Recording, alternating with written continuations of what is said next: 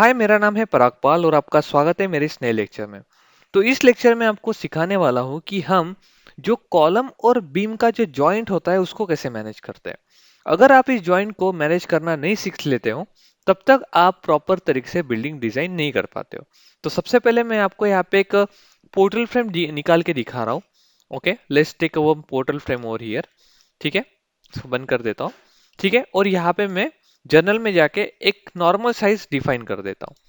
मैं आपको क्या सिखाना चाहता हूँ वो अभी आपको यहाँ पे समझ में आ जाएगा।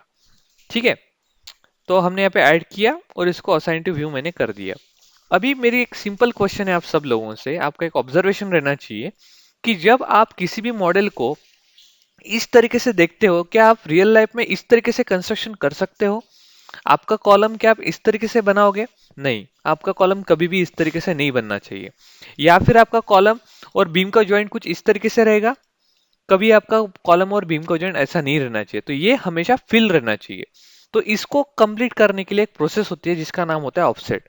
तो सबसे पहले आपको स्पेसिफिकेशन में जाना है।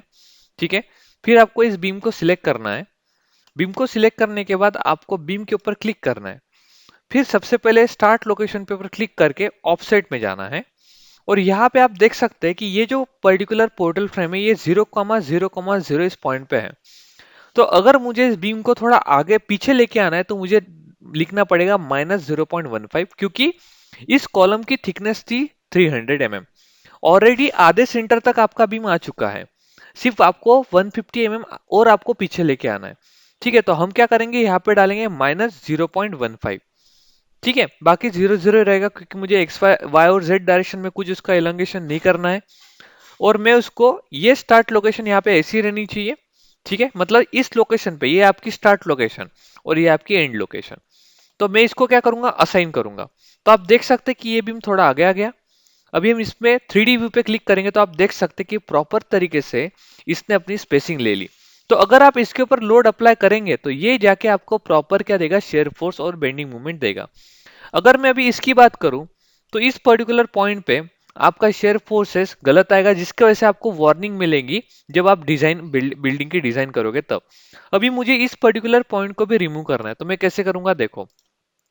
सबसे पहले बीम को सिलेक्ट करो, फिर बीम को सिलेक्ट करो, एंड पॉइंट के ऊपर क्लिक करो, ऑफसेट पे जाओ और यहाँ पे भी क्लिक करो एंड।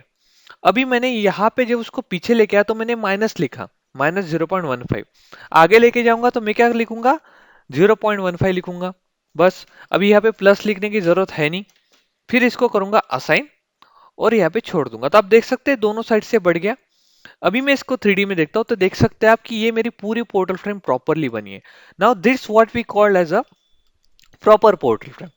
ठीक है, ये जो पोर्टल फ्रेम होती है इसको बोलते हैं प्रॉपर पोर्टल फ्रेम। ठीक है, यूट्यूब के ऊपर इसके रिलेटेड कोई वीडियो नहीं है। ठीक है, अगर आप ये चीजें अगर आप बाहर भी सीखने जाते हैं तो ये आपको कोई सिखाता नहीं है।